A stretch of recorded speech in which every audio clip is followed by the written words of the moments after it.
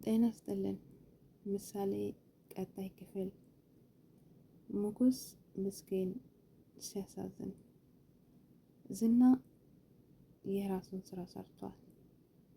ጠበቃውን ወደ ሙጉስ ልኮ ሙጉስን እንዲጠብቆና ወይም እንዲገሎ ወይንም ደግሞ ሉላን እንዲቀበሉ አድርጎ ልኮታል። ይህንን ያደረገችው ማህሌት ናት። ማህሌት በባለፈው መንገድ ላይ ተቀምጣ ሙጉስ ከምግብ ቤት ሲወጣ ምግብ ሲሰጣት ቀና ስትል ማህሌት ናት ተከትላ የት ሰፈር እንዳሉና የት አካባቢ እንደሆኑ ካጣራች በኋላ ለዝና ደውላ ነገረች። ማህሌት ተንኮል ሰራች እንጂ ዝና ዞር ብሎም አላያትም። ገንዘብም አልሰጣትም። እንገናኝ እንኳን ብትለው አልፈልግም ማለት። ለራሷ ጎዳና ዳር እያደረች ለነ ሙጉስ ግን ጠንቆናለች። በጣም ይገርማል። ከሙጉስ ስልክ ሉላዬ በጣም አሳዝናኛለች። ሉላ ከመጀመሪያው ጀምሮ መከራው አልቆመም።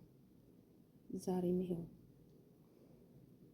ሙጉስ የቤት ኪራይ ለመክፈል ገንዘብ አንሶት ዳጣ ጋር ደውሎ ዳጣ ገንዘቡን ለማቀበል ቀጠሮውን ጠብቆ ወጣ።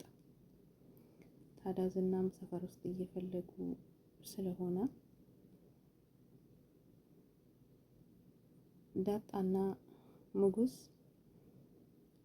ሊገናኙ ስሉ ጠበቃው ጠብቆ ሙጉስን አስፈራርቶታል። ዳጣ ግን ፊት ለፊቷን እያየች ስለምትሄድ ገና ለገና ዝና ስታይ ወደ ኋላ ተመልሳ ሮጣ አምልጣለች። ዝና ግን ሙጉስን ስለሚጠብቅ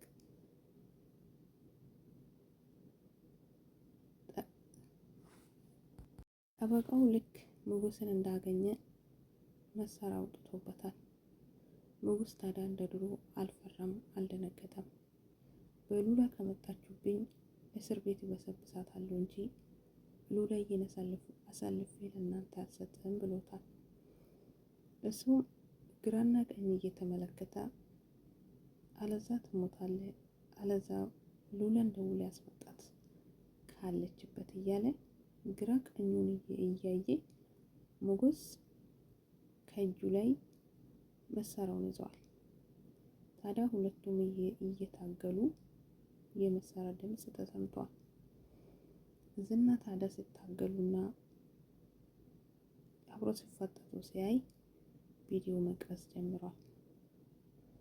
ምናልባት ጠበቃውም ከሆነ ጠበቃ ሊያስፈራራ፣ ሙጉስም ከሆነ ደግሞ ሙጉስን ሊያስፈራራ። ሙጉስ ግን ምስኪን ዘዴ ይችል ነበር፣ ግን ደግሞ አጋጣሚ ነው።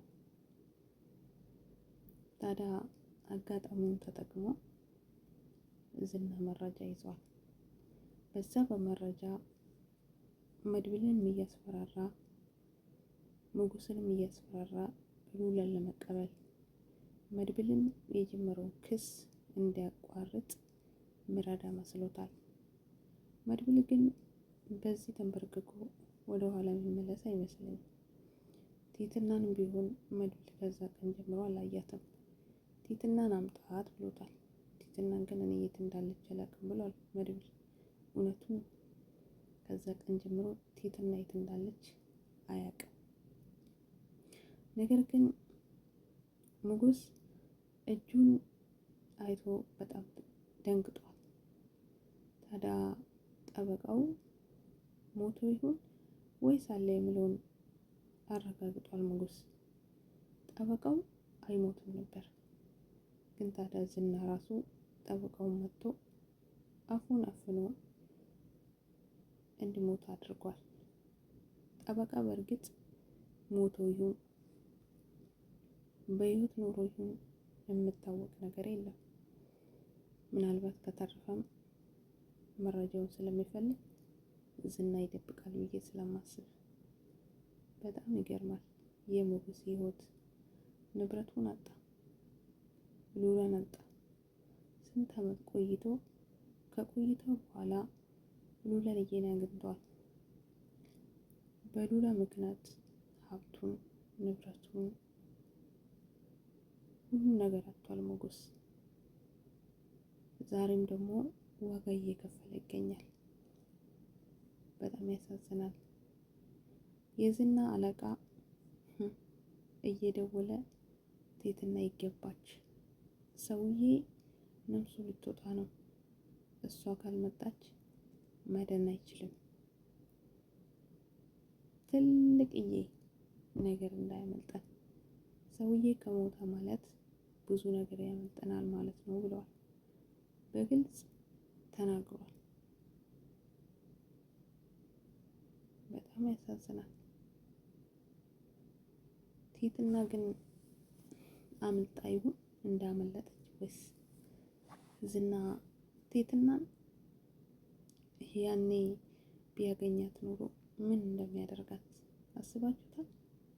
ነገር ግን ስለፈለጓትና ለሆነ ነገር ስለተዘጋጀች ትህትና ምንም ሊያደርጋት አይችልም። እስከዛ ምናልባት ሊያስፈራራት ይሆናል። እናም ቅድስትዬና ምሳሌ ቀላቸውና ብሩኬና ቅድስት እንዲቀራረቡ የሚያደርጉት ነገር መድብልና ምሳሌ ኃይለኛ ናት፣ በጣም ጎበዝ።